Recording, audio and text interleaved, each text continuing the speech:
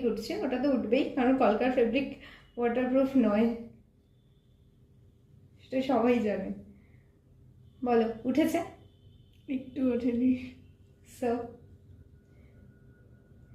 আচ্ছা, কেমন লাগলো তোমরা সবাই জানিও। আর তোমরা যদি নিজেদের স্পেশাল দিনটায় ঠিক এরকমই একটা ওয়াটারপ্রুফ সোয়েট রেজিস্ট্যান্ট লুক করতে চাও, তো অবভিয়াসলি ইনবক্স করবে। সো আজকের জন্য টাটা।